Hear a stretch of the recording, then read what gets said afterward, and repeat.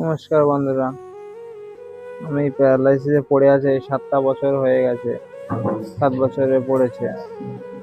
তা আমি কোনো দুঃস্বপ্ন ভাবতে পারিনি যে আমি এই রোগে আক্রান্ত হব। কত স্বপ্ন ছিল, পড়াশোনা শেষ করে উচ্চ মাধ্যমিক পরীক্ষা শেষ করে আমি কাজে ঢুকেছিলাম। কত স্বপ্ন ছিল যে আমি পরিবারের পাশে দাঁড়াবো।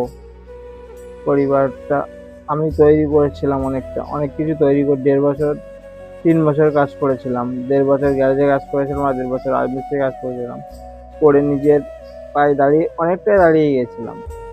মানে গাড়ি থেকে নিজের বাইক কিনেছিলাম, ফোন টোন সব কিছু নিজের খরচায় চালাচ্ছিলাম। পরিবারের হাল ধরেছিলাম প্রায় অনেকটা। কিন্তু আজকে আমার এখানে এনে দিয়েছে। আমি কোনো স্বপ্নও ভাবিনি যে আমার এই জীবনটা এইভাবে শেষ হয়ে যাবে। জানি না কি আগের জীবনে ফিরে যেতে পারবো কিনা। চেষ্টা চালিয়ে যাচ্ছি, দেখি কি হয়, ভাগ্য কতটা সাথ দেয় আমার। তা সুস্থ থেকো, সবাই ভালো থেকো।